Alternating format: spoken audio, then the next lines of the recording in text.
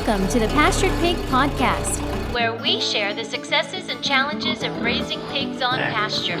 We talk to producers all over the country, from small homesteads to large commercial pasture operations.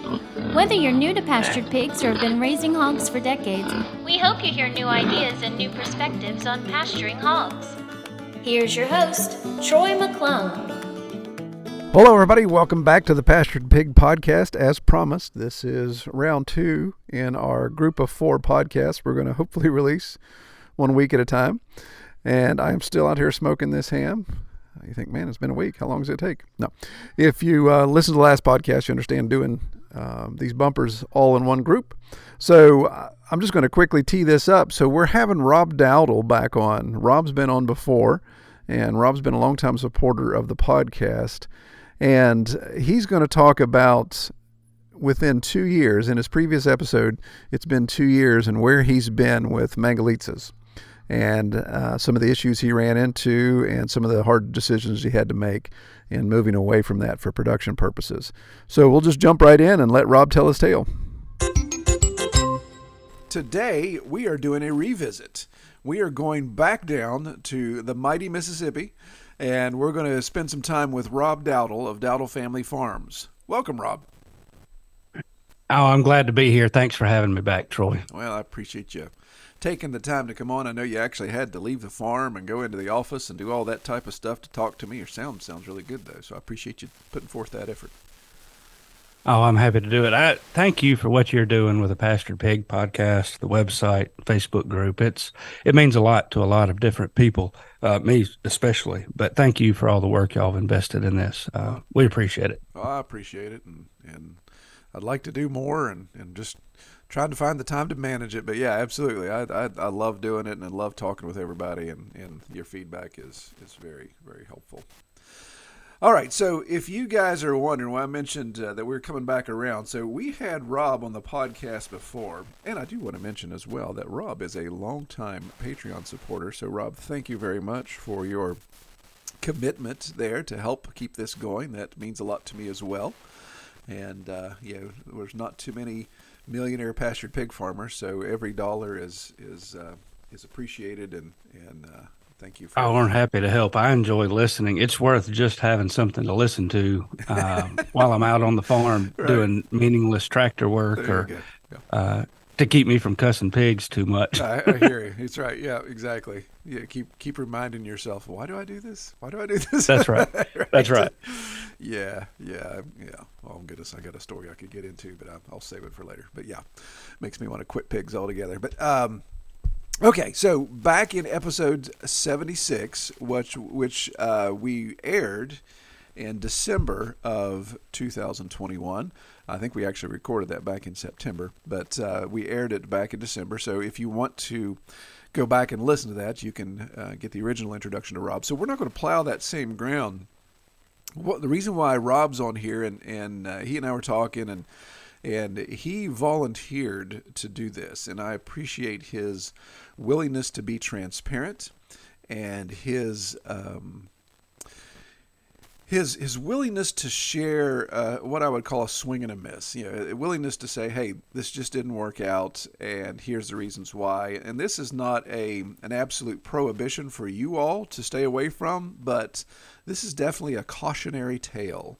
So what we're going to get into, he's going to share the details with it and why it didn't work for him. And I'd just like everyone listening to just take this in consideration. We always look in, whether it's pastured pigs or it's any business, you're always looking to exploit a niche, to find a way to do something new or different or unique that nobody else is doing. But there's sometimes a reason why nobody else is doing that, because the challenges can be insurmountable. And the time to develop, the time to see the things come to realization and fruition, it could really exhaust you. So what we're talking about, I know it sounds kind of cryptic, but if you've read the title, then you know what we're talking about. But it's kind of cryptic. But Rob, when we talked back in 21, was getting into Mangalitsas, and he was going to use that kind of as a niche and develop that. So I'm going to stop talking now and let Rob kind of pick up here. So Rob, just give us a quick summary of where we left off in 2021, and then maybe we'll get into the meat and potatoes as to why you came to this decision. But if you would give us a flashback, and you were just about to get your breeding trio, so pick up there if you don't mind. Yes. So when we talked the last time, I'd been dealing with pasture pigs, raised meat pigs. I'd had some American guinea hogs that I really enjoyed their meat. Those were the first pigs that we had. And then I bought some meat breed pigs. They ranged from Chester Whites, Durocs, Hamps, Old Spots, a variety of different ones from a breeder who actually raises them for show pigs. Those were as cast offs. They didn't have the right coloring or whatever for show pigs. And so I brought them to the farm. What I ran into at the time, though, was that I could not get piglets. He's breeding for the Dixie National, which is in February. So he's breeding his pigs for July, August births, weaning them in October, November, September, October, November, this time of the year now. And which is which is fine, but I could not get pigs in the spring, which is when I really wanted them. And I found this guy that had a breeding trio of Mangalitsas. I actually found two groups of Mangalitsas. One guy had a breeding trio of Mangalitsa, and the other had a whole herd of them that he was getting rid of. I decided to go with the breeding trio just because I wanted something that one of them was a proven breeder. The boar was proven. They were gentle. His daughter had taken care of them. And I felt fairly confident that we could get things worked out pretty well in terms of piglets on the ground, piglets weaned, and that kind of thing. I picked those up in mid-September. I think I was about a week from picking them up when we actually talked last time. And our first piglets were born in January. And then some of my other, a hamster sow that I have, still have her. She fared in February of 2022. So shortly after, we had piglets from those pigs. At the same time, the guy that had that whole herd of Mangalitsas, he said that where he was going to sell them, that the deal fell through. It was some kind of scam. He asked if I wanted them. So, no. But the short of a long story, he delivered them to the farm. He was just glad to get rid of them. And that was my downfall right there. So I had several breeding age gilts, sows, and two boars. And that's my first introduction to Mangalitsas. I'd heard the warnings from, if you look on the pastured pigs for meat and profit Facebook groups and many others, a lot of people warn about Mangalitsas and some of the specialty pork pig breeds, some of the specialty pig breeds.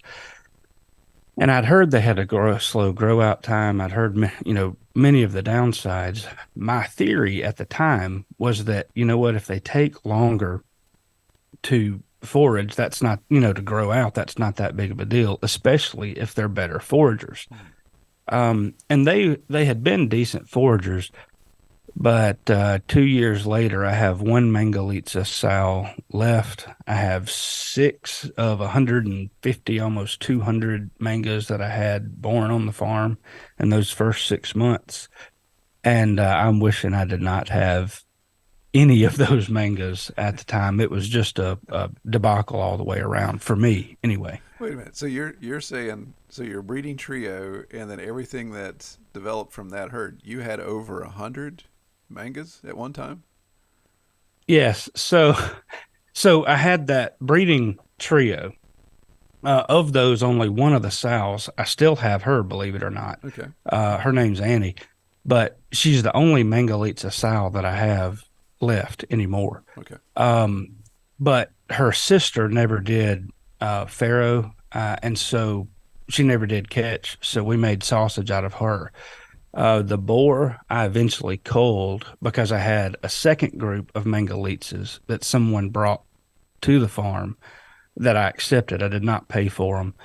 He was just trying to get out of them. And they were in those mangoes, they were not well taken care of. They had some health problems. Parasites had not been dealt with. And they were not wild, but they were not nearly as tame as the trio that original trio that I'd gotten. Hmm. Yeah. So from that though, I had some Chester White gilts that I kept close by, and for that Mangalitsa boar, even at a 10,000 volt electric fence, 5 different 10,000 volt electric fences will not keep them from breeding with more gilts, which is, I don't blame him, I guess. But short of a long story, he broke through those 5 electric fences and bred, oh gosh, 10 or 12 sows, gilts Wow.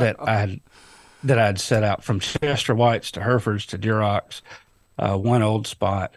He bred those, and so it was poor management on my part. First of all, that has nothing to do with the pigs. It's just don't keep a boar with breeding age gilts. He's going to jump through the fence every time. So now I keep him a mile separated or so from the farm and haven't had any issues. Yeah. But that him tearing through the electric fence to get to the gilts is what created those problems Wow. with Yeah. the number of pigs. Okay. So that's why your population dramatically increased. Yeah. The gifted herd, Yes. and then the prolificness of your boar. Yes, yes, yes, and his determination to do his job no matter what. Yeah. That's what you call a proven boar. Yes, proven bore, and he was well proven. Anyway, Yeah. All right. So you've obviously unloaded almost all of your mangas, and you obviously you're not focusing on developing that specific breed anymore. So what would you say were some of the catalysts for you coming to that decision over the last year? first and foremost, there is a long grow out time, and you can hear people talk about that, and it may be true. You can hear, I knew that several people had mentioned that on the Facebook groups. But in my naivete, I thought, well, it doesn't really matter if it takes me, um, a year and a half to 2 years to grow out these Mangalitsas because the feed cost will be reduced. It's just a little bit less. It's just a little bit more labor, and they're on the farm a longer amount of time. That said, they did not forage any better.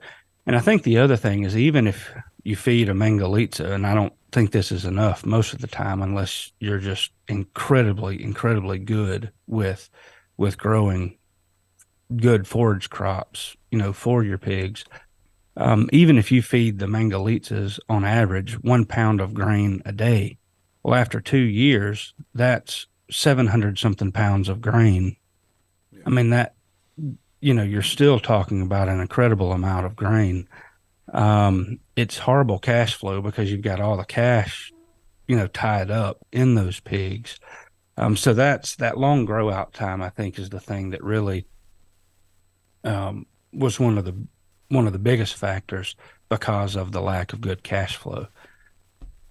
Yeah. Yeah. I mean, that's goodness. It's really interesting, Rob, how those two things are linked. Like you say, you weren't coming into this blind. You knew that the mangas were not just a fuzzy, cute looking pig that people like. That you'd done the homework. You knew the grow out time was going to be longer, but that was in your mind and in philosophy. It was, well, that's going to be the trade for the better feed conversion I'm going to get because of the great forage that they're going to do. So when that didn't materialize, then that makes that grow out time to be much, much more of a burden. So that just absolutely crushes cash flow, I assume, at that point. Yes, and really, I don't know. I mean, I know that people talk about feeding 1 pound of grain a day to Kunis and other breeds. I don't have any experience with those, so I don't feel competent to make that comment. But in my foraging system, I mean, we've got um, uh, 40 acres of hardwoods. We have now, and at the time, 15 to 20 acres of cover crops that we can grow for the pigs. But even then, at the time, we only had about 5 acres. But even with 5 acres of intentionally grown cover crops for pigs to forage on, the Mangalitsas were just not performing well enough with 1 pound of grain. And it's incredibly difficult to maintain high quality forages year round for pigs. I mean, I didn't have to feed. I mean, I had over 100 feeder pigs at one time.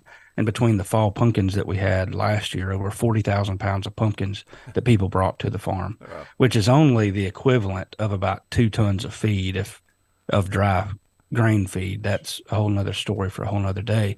But along with those pumpkins and the acorns, or excuse me, acorns, as people who are not quite as southernly sophisticated may pronounce it. This is true. Um, Yes. Yep. People make fun of me on the YouTube channel all the time for how I say acorn. Yep. Um, Yep. but but but with those, yeah, we didn't have to. I mean, I barely fed them for 2 months, and 2.5 months, and they performed really, really well. But at the same time, you still have another, um, you know, 9.5, 10 months out of the year that they need decent nutrition Yeah. to grow out. And it's just the cost. I don't think a 1 pound of grain per day per pig, even with good forage, is sufficient unless someone is extremely, extremely skilled in growing really high quality forages for them. So that's yeah, the cash flow there. I think you'd still be, and they don't convert the feed to meat. They convert it to fat, but they don't convert it to meat as well either. Yeah. Um, Yeah, and that's the other goodness. That's the other big shoe that has to drop in this situation, and we'll get into that in a second. But I do want to talk a little bit more. So you bring up a very good point, and of course you're in central Mississippi. Are you more southern? I can't. a little bit kind of northeast, Okay, um, about 3/4 of the way up okay. the state. So you're kind of right around there, kind of the same latitude as Atlanta, I assume, right?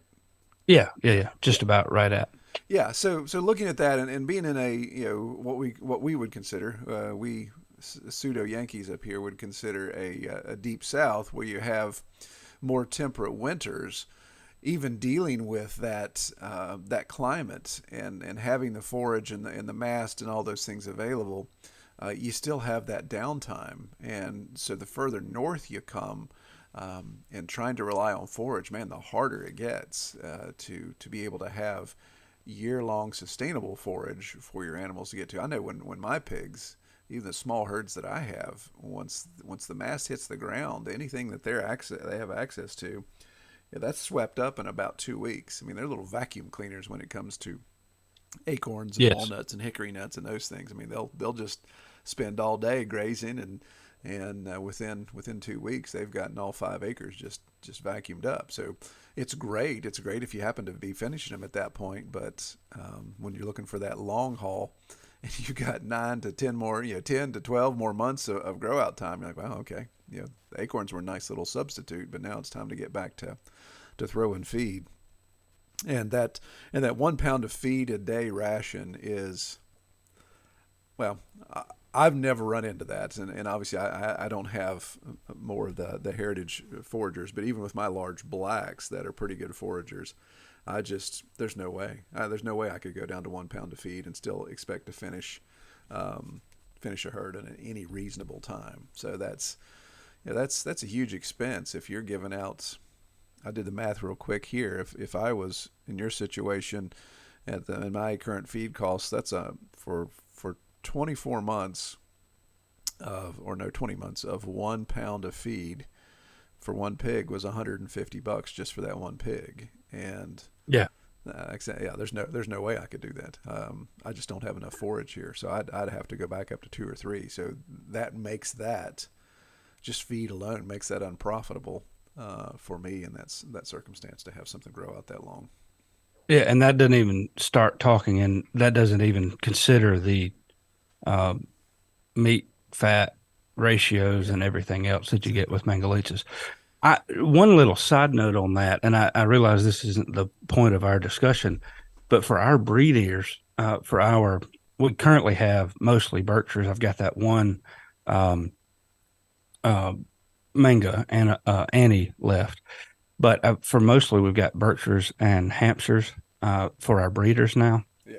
And over the course of this summer, I actually fed them on average less than 1 pound of grain per day for a period of several weeks, and they still improved body condition. Now, Wow. they were at the beginning of their gestation cycle, so they were bred, and so they weren't in milk or anything else.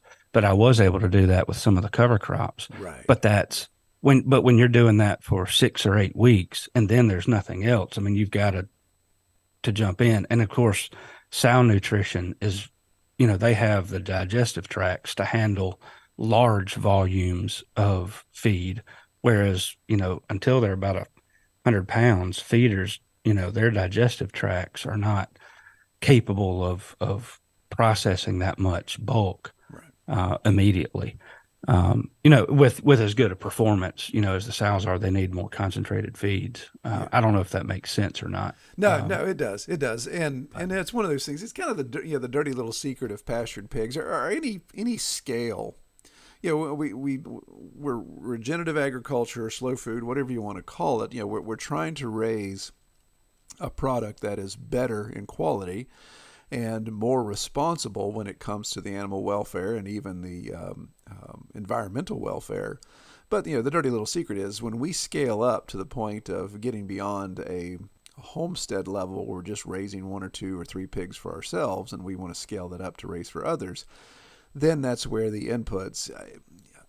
I just don't think we could ever reach a zero input. And I know you and I have talked off interview where we've talked about what Walt is doing up in New Hampshire. yeah, And he's probably the closest with good documentation. There's probably other people out there doing it, but Walt's just got really good documentation. But his situation is kind of a unicorn situation. He's got a very unique setup, and he's developed his land over the years. But we just have to look and realize that in reality, we're always going to have those inputs, no matter how much. Excuse me. No matter how much we're going to be able to raise our own cover crop, unless we just have hundreds and hundreds of acres that we're able to raise, which again creates a whole nother input issue. You're just kind of pushing inputs over into diesel and equipment to manage all of that. But that's another topic, because we do, for you guys listening, we do want to get Rob back on here because he has had good success with cover crop. So we do want to get him back in and dive into that, but that's a conversation for another time. yeah.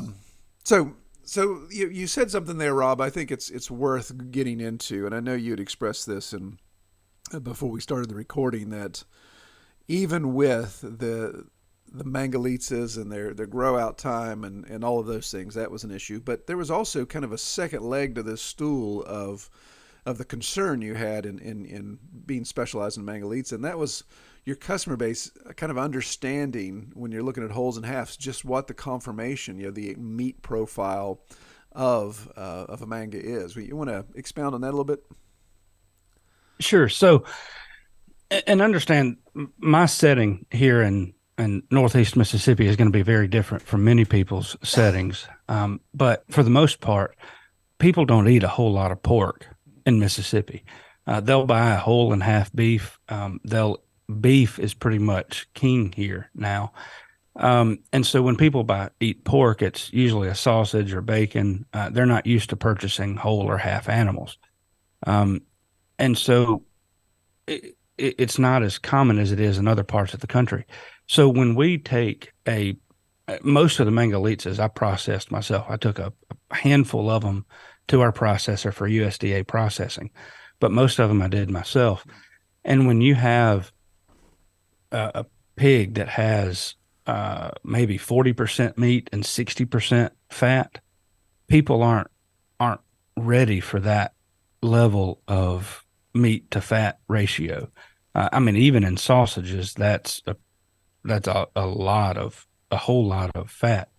And so when we sold some feeder piglets, and I told everyone, this is a pig that's going to be more interested in foraging. If you're going to just set them in a small pen and feed them grain, you're going to lose yourself. But even with those warnings, the feedback that I got from those people with those feeder pigs, and it didn't matter whether they were mangas or half mangas, they were just, they spent a lot of time, a lot of money, and they weren't real satisfied with their grow outs.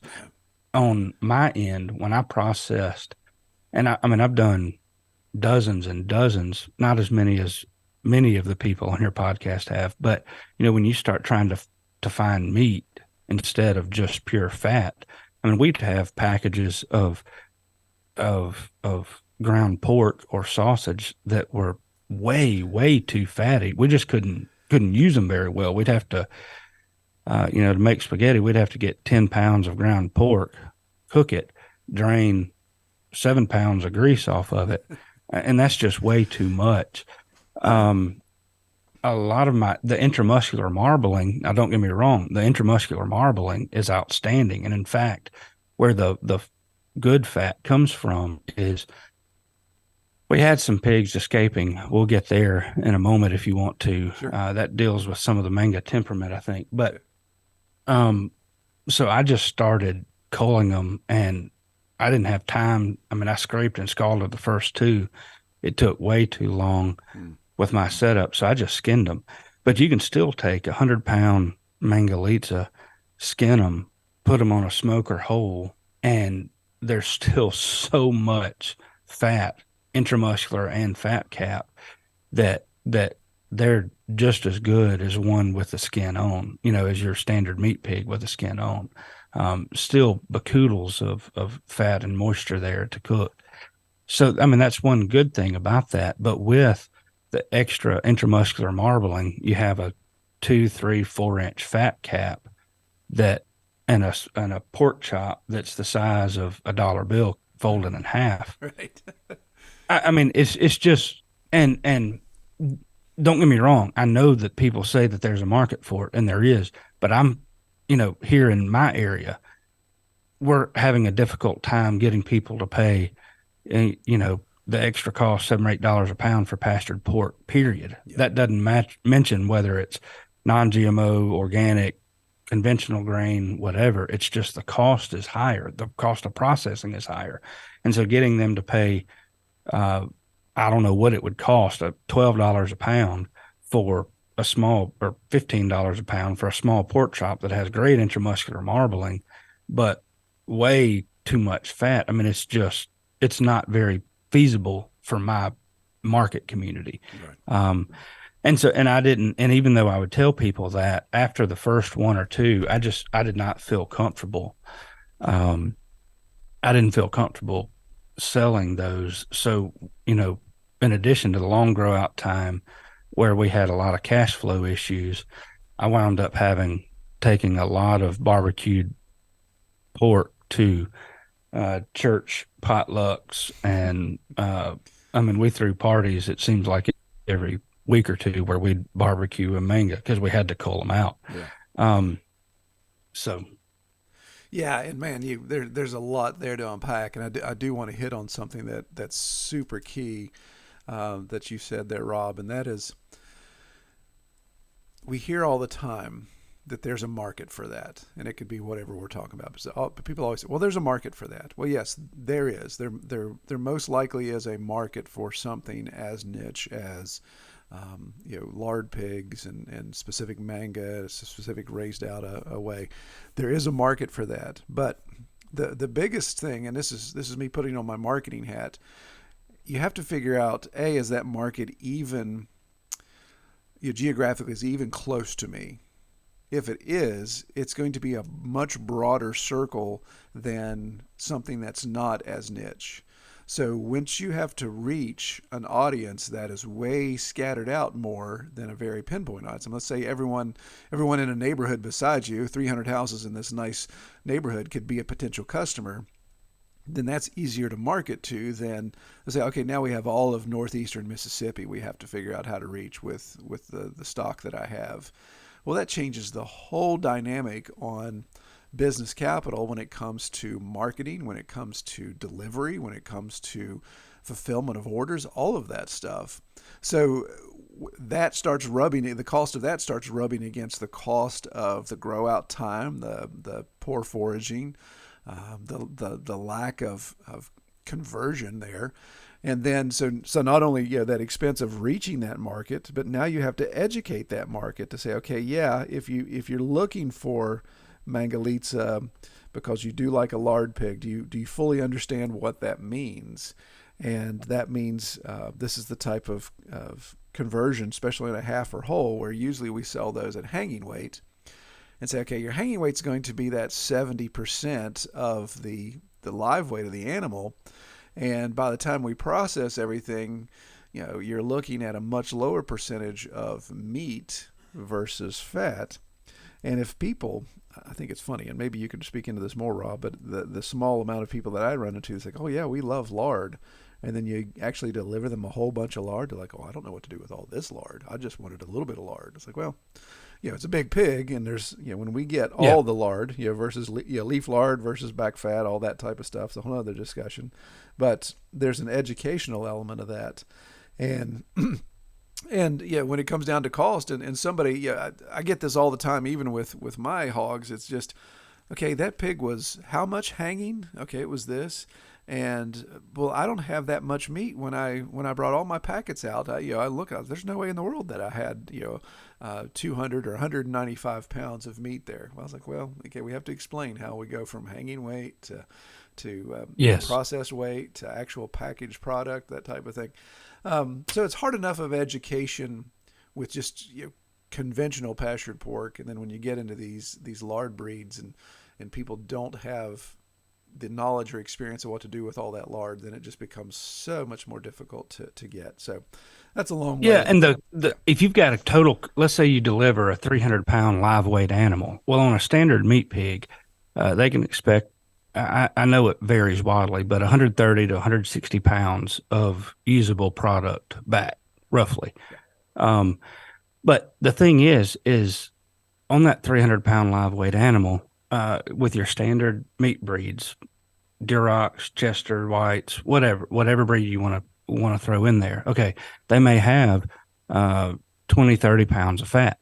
When they come back from the processor, and that 100, and just to make it a round figure, of that 150 pounds they come back with, and 60 pounds of it is fat, or 75 pounds of it is fat, they're paying more for the actual meat part of the animal, even if the cost of the animal is the same. So, and most people, I know some people like and will render lard. Most of my customers, they'll use it, but they're not quite comfortable rendering it, and certainly not in such large volumes. Right. It's just a whole different dynamic. Yeah. Yeah. A really good point. And what's funny, Rob, is I think you hit another whole side here, and this is for our listeners to think about when they're looking at their market or their audience, and say, well, I do have people that like lard. They do a lot of work with lard. Well, if it's individual consumption, somebody who knows how to render lard and put it away, and maybe gets a lot of it from you at one purchase, if they've done their preserving and canning and processing stuff well, they may not need to see you for another couple of years because they've got enough lard put away. They've been good stewards of that product and been able to put it away. And so you may have that customer show up instead of once every 6 months or once a year. Maybe it's once every 2 years because they've been able to put away enough lard from one pig to support their family's lard needs. But then you get into these larger situations, and if people know how to do all of this stuff, there's a chance they also have the ability to raise out one of the pigs on their own.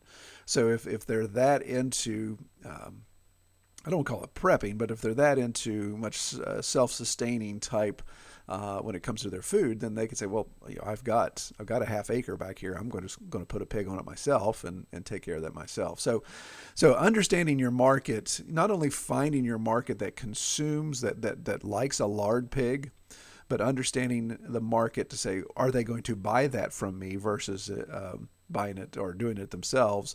And if they do even buy it from me, how often are they going to be a repeat customer? I mean, those are key questions that have to be asked. And one other question, let's say your average price for, and I know it varies for everybody, but let's say your average price for your pork, if you're doing it for resale and everything else, is, let's say it's $8 a pound. It may be $6 a pound, it may be 10, whatever, depending on what you're doing. But if it's $8 a pound, are people willing to pay $8 a pound for fat? Not lard, but for fat. Exactly. And that's that's uh, my experience in that is absolutely not. So then the cost of the actual meat portions are higher. I mean, it all escalates wildly Mm-hmm. on with what you're saying there. I mean, and I'm not saying that it can't be done. It's just most people do not think through these things very well. That's why I would recommend anyone, if they're going to try any breed of pig for that matter, I would suggest, you know, trying some feeder pigs from those genetics and then seeing how things go from there. Right. Yeah. Especially with Mangalitsa's. You know, and let me say, some people do really, really well with mangoes. I don't mean to be down on it, but it wasn't for me. But Yeah. anyway, Well, let's do this. This is totally off the cuff, and shoot holes in this because obviously I've never raised mangoes. But so we're talking kind of like the whole and half market, where people are getting bulk meat and the issues that come along with that, obviously with a lard pig. But if we went to full blown USDA process where we were selling individual cuts, so we know obviously storage and maintenance and all that type of stuff is a whole nother another cost that goes along with the farmer. But do you think it could possibly profitable where you're saying, okay, now I've got instead of an 8 pound bag of lard or back fat or leaf lard, it now maybe is a I'm an $8, not 8 pound, an $8 bag of fat. Now we've got a $16 bag of fat, so you're putting that value added in it because you're allowing a person to come buy just one bag versus them getting all this money tied up in bulk. Do you think there could be some profitability there, Rob, that if somebody's playing the cuts game, that they could possibly turn a manga to profit? I my this is again based on my profit, but I would say there's no way Okay. because you have so much fat compared to meat. You've got to sell so much more fat than most people are comfortable doing, Yeah. and we just don't have a market for it. Now, Right. there's a market for it in candle making, um, and many and soap making and many other endeavors, but I don't know many candle makers that are going to be able to sell, that are going to be able to pay $8 a pound, even Yeah. $16 a pound for fat or lard, in whatever form that you get it. And then, they're just the number of people that'll pay more for pork. There are many fewer of those people who are going to pay more for the fat, in my experience, or the lard. And so, because of that, you'd have to increase the price of the meat to offset the lower price that you Right. get from the lard just to move it. Yeah. It's just like, the breast on a chicken Yeah. is what sells. That's exactly Well, what I was you've got thinking, to do man. Yep. something. You've got to do something with the backs. You got to do something with the legs, something with the wings. And yes, all those things are sell. Yes, there's a market for them, but it is just like the bacon in pastured pork. I Yep. mean, Yep. the bacon is the first thing that goes. That's why our bacon is uh, 50, 60% higher than anything else that we sell, just Exactly. because we're trying to keep people from buying so much of it. Because I like bacon. I'm a big boy, you know, That's right. and so it's just you've got to. It's the proportions that I think people need to take into consideration. Now, if you find a restaurant that really values lard and very high end restaurants, uh, there's there might be a market for it. We've got a restaurant here in Columbus. Columbus is about 30,000 people. We've got about 50, maybe 60,000 people in the county. And then there's Starkville, Mississippi, home of Mississippi State, 25 miles away, and Tuscaloosa. So we're not like a real, our farm is in a rural, urban type area, but we've got decent sized markets Mhm. close by with three different colleges, 4 year college, universities within 60-mile drive of the farm. One of them is the University of Alabama. But even then, you know, um, I lost my train of thought, No, Troy. I'm no, so sorry. no. You're just you're just talking about that restaurant that even if you've got Oh, that yes. restaurant that really So, likes lard, yeah, yes. So that restaurant, I mean, she purchases honey. She strives, really, really strives to find local produce, local meats. And when like Megan and I will go there once or twice a year. We don't go out to eat much, but when we do, we often go there. in part because it's an intimate environment, in part because she purchases some of our products, but also because we know that it's a higher quality of food. She sees the value of fat and many other specialty products. But even then, in a restaurant that size, I don't, and I haven't processed enough of the Mangalitsa. We never got to the processing stage really yet. But I've never processed enough of it under USDA inspection to have enough quantity for her to use. But even if I were to try to market that, um, that even in our area, I just, unless you can find some high end restaurants that really value, pasture raised lard, it'd be really difficult. Yeah, yeah, I and that, think. yeah, no, you're exactly right, and I agree. I think there's just so much to that, and we're talking about two different products here. Actually, to some degree, we're we're talking about fat, the byproduct of the animal, and then the restaurants wanting to use lard. So the fat and lard are not the same. They have to be, the fat has to be rendered to turn into lard. So the issue like we have with our USDA process, a brand new, really great facility, they don't render lard, and you can't bring that fat back. Excuse me, you can't bring that fat back to your farm and render it and then turn around and sell it, because that's most cases that's against the food processing laws. Same So here. yeah, yeah. So it's one of those things to say, okay, the restaurant, if I sell them fat, then they have to render it, and so that's another service for them to have to take into consideration. Or you got to find a processor who does USDA level lard rendering, and only then could you maybe have that value added service where you could get that higher price.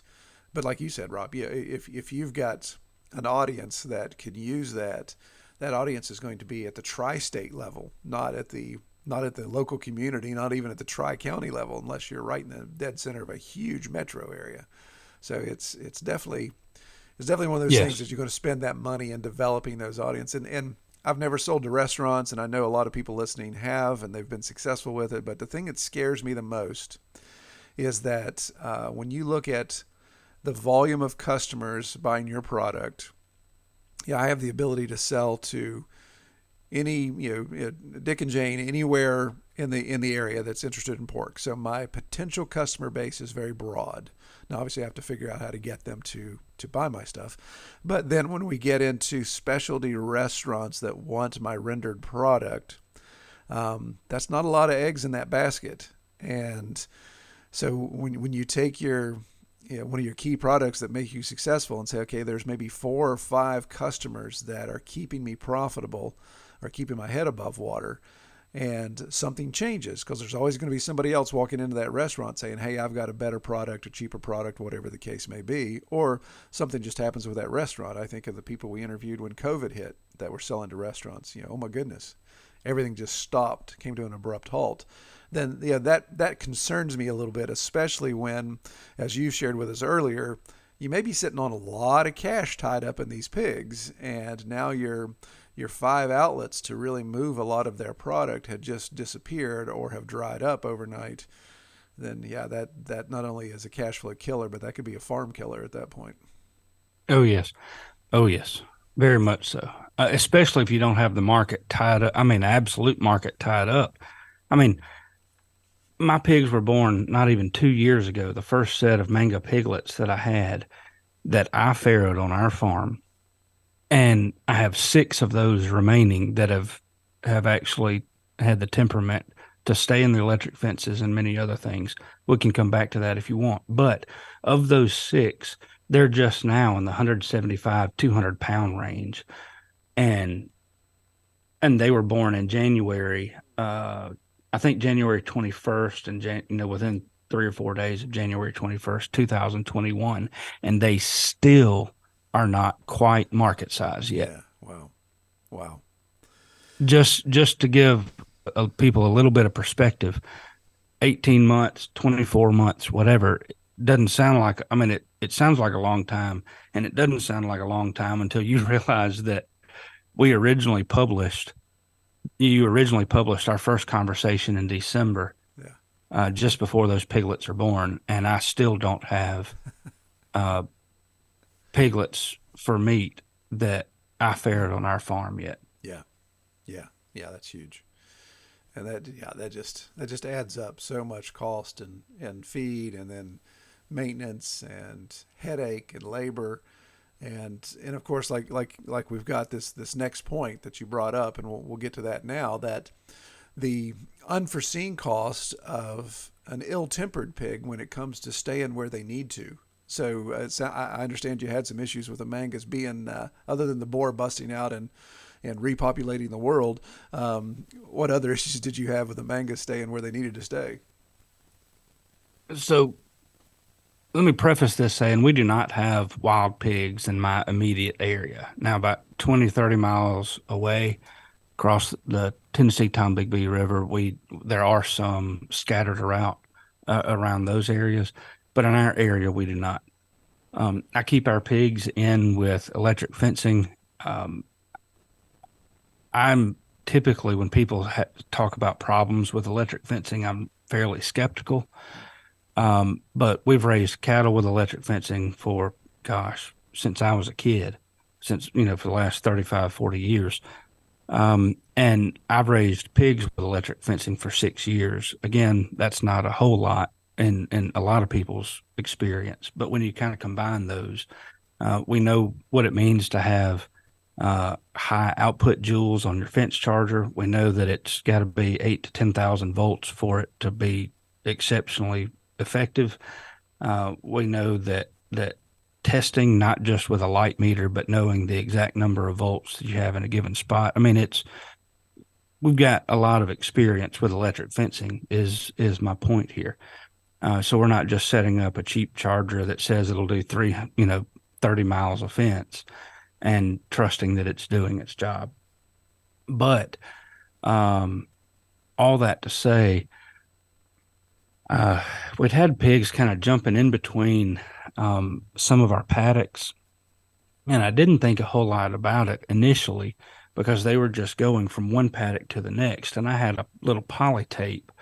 Um, my my paddocks, if you have a let's say a rectangled field like a football field, and then I had the paddocks, kind of going horizontally along the field with a short little 10-foot area where I'd have a gate just with poly wire that I'd set up for the pigs to go through when it was time to move them. And the pigs were pushing through there.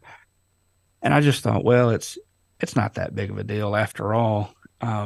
The pigs didn't get used, they knew they could get through there once. When I let them through, they just didn't know any better. So I put up a solid gate there until they got used to it, and it wasn't a big deal.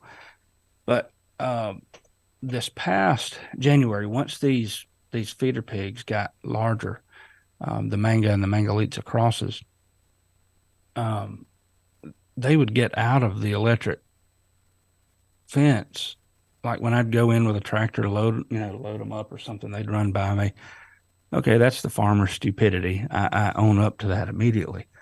But I got the pigs in there one day, and I'd had an issue with the pigs, getting out. They still stayed on our farm, but they weren't in the paddocks they were supposed to be in. I was out with my family at a family dinner. I just left the pigs about 3.5 hours earlier, and I got a phone call from a guy that had helped me process pigs before. He lives about a mile from the farm. And he said, Rob, I think we got some of your pigs here. Well, like many people, I get phone calls from the sheriff's department, from 911 dispatch, and many other times. Anytime there's livestock loose in our area, I often get a phone call just like many other people do. And a lot more people have pigs than you might think. They may only have one or two pigs, or they might have a pet pot-bellied pig or something like that. But when I I called this guy back, he had left me a voicemail, and I said, Mr. Benny, I was just going to tell him that I didn't think they were my pigs. After all, they're a mile away. And I said, how many are there? He said, 12. And I said, yeah, they're my pigs. I said, do they look like mine? Because mangoes have a very distinct, appearance, even Right. the Mangalitsa crosses. He said, yeah, they do. And I went out there. He managed to catch them. I was just coming prepared to cull them then and there Right. immediately. Yeah. Not that I wanted to, don't get me wrong, but having pigs running across busy roads, it's not worth the liability of someone else getting hurt. Um, you know, it's one thing to have a little property damage. It's another thing for somebody to be driving, even if they're driving too fast on a country road and to hit a pig and somebody get hurt. I just didn't want to risk it. But he'd managed to get him to catch him up. I didn't have to shoot him then, and I put him in a pen, solid pen that they couldn't escape from. And that's when I started culling them. This was back in December of last year, December of 2022. And that's when we started having barbecues every week or two. I mean, I took barbecue to neighbors, to friends, to people in need. We had church barbecues. Um, I'd never had the pigs actually leave the farm.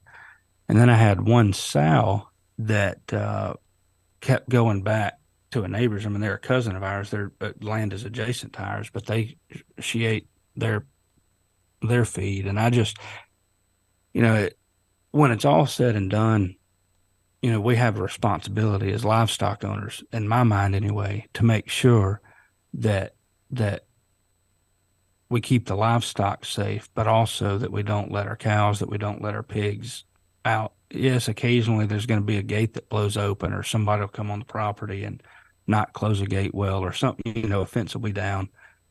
Those accidents happen sometime, but when you have a pig that'll take a shot with an electric fence at 10,000 volts just because it wants to get out, that's a whole nother story. I think the best example I can have, when I was a kid, I never got into a whole lot of like evil trouble, but I was just a mischievous little devil.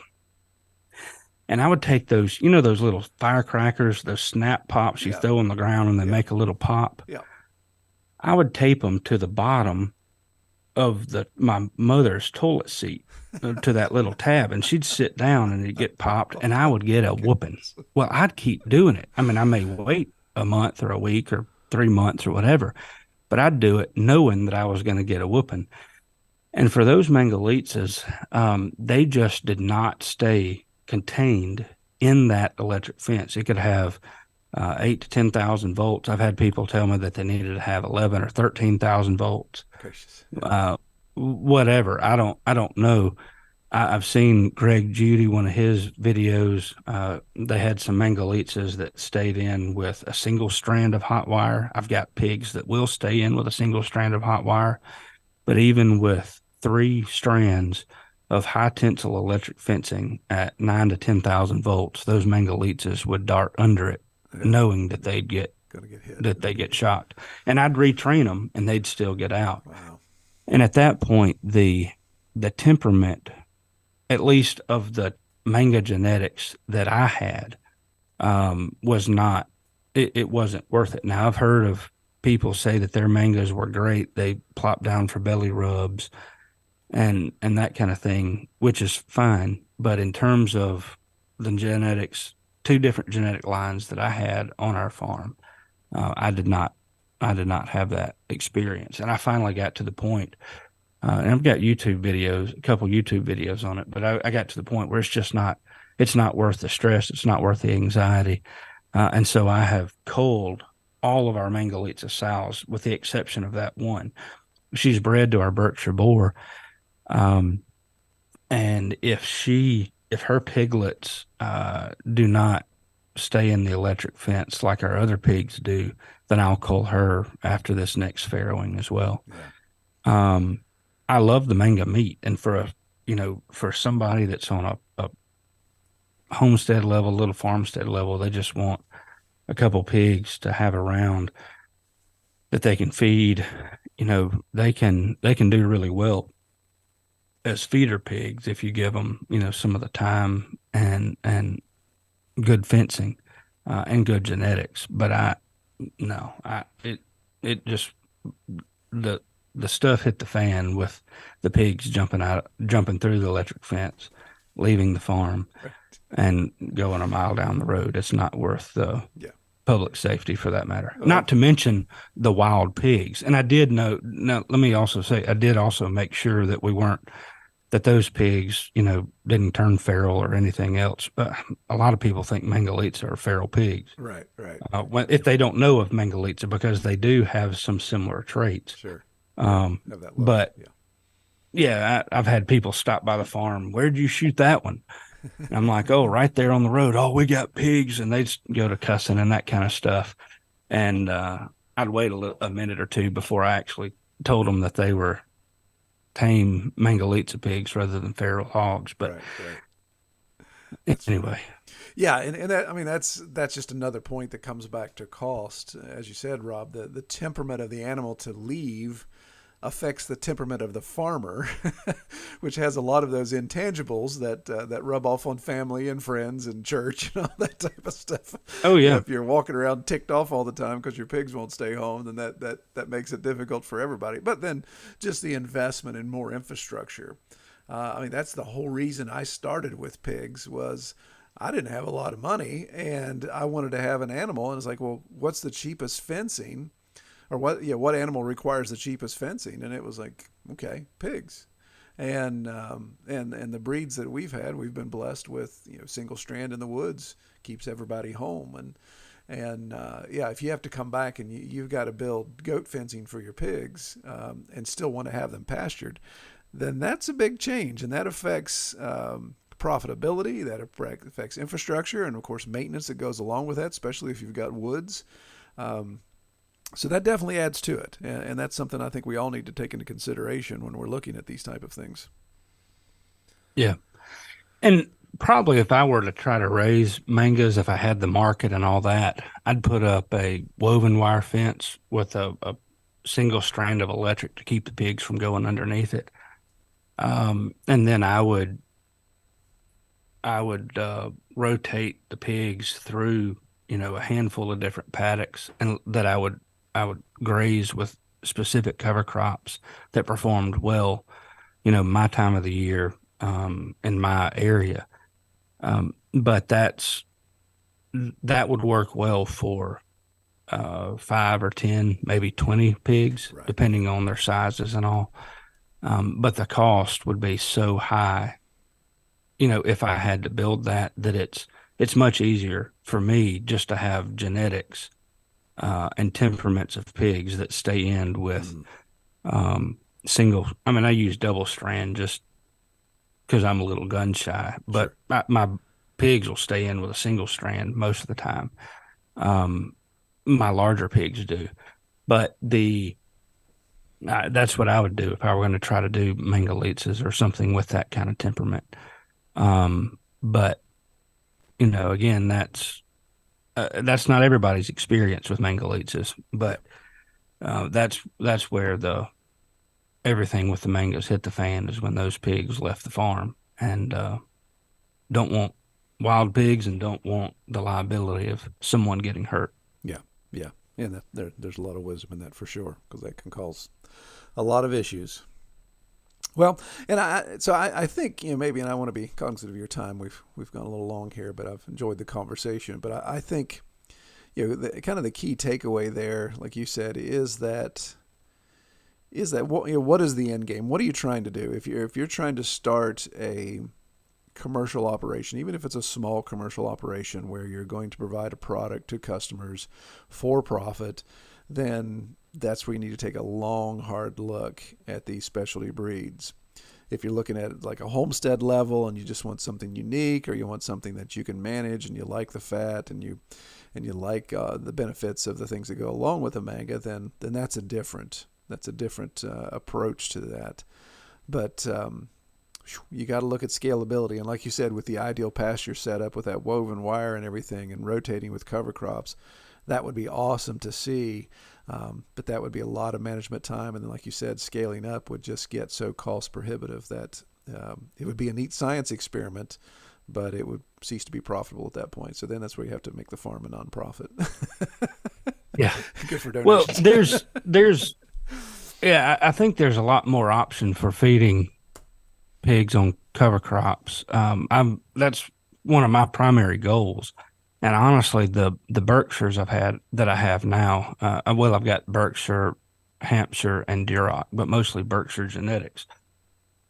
and they forage as well, maybe even better than the mangas. And once I get my system in place a little bit better, I, I, next summer I think I'll have much better experience, dramatically reducing our feed costs. And two things about the manga benefits that I did not mention. The back fat is a higher quality back fat Mm. than you get with the other meat pigs that I've had. Texture and all wise, it seems much more like it's a um, more similar to leaf fat than it is back fat. Um, that that may just be because in those times we were finishing pigs on acorns and that kind of thing. Um, but the quality of the back fat is much better in mangas than it has been in the meat pigs that I've had, Durocs, Hampshires, etc. The other thing is I don't think that Mangalitsa's require a lot of the very specific nutrition that that your standard meat pigs do. Mm. This is a suspicion of mine. I've never seen any studies or publications on it or anything else. But I think because they grow so much more slowly, they don't need like the higher levels of the amino acid profiles like lysine. Most people think of it just as protein, but it's the amino acid profile in the protein that matters, more than just the sheer crude protein. But I think they don't need um, because they grow so much slower, they don't need the specialized nutrition. I That's a suspicion based on my feeding efforts last fall. But I wouldn't bet the farm on that. Hmm. But I have seen some anecdotal evidence to support that. But Yeah. I don't, I say we'll see. I won't see because I don't plan on keeping the mangas around any longer. But Right. Right. um, Well, anyway, yeah. Yeah. that's a possibility though. Yeah, and I think it's fair, and I like that you close with that there are benefits of this breed. I mean, there's a reason why this breed is still around, and people are keeping them and developing it and trying to sustain that breed line. So there are benefits. It's just yeah, the kind of the key takeaway from this discussion is really do your homework based on what you're trying to do, and just take these experiences into consideration that Rob's sharing with us. So you can say, well, all right, yeah, I'm similar to Rob. I don't know my market as well. All those things we need to take into consideration before pulling the trigger on something like this, or at least start very, very small and learn as you go if you feel you really want to explore this specific breed when it comes to commercial sales. Yeah. By far, I would start off with feeder pigs in this breed just to get an idea of one, their temperament, but more importantly, so that people will know, hey, I may be able to bring this to a market weight in 15 or 16 months, or it may take 24 months or 20 months, whatever. But at least you know how your management, how the genetics of the lines that you have, would fit. And then I'd worry about breeding stock. But I would not start off with breeding stock until you know the breed quite well. Yeah.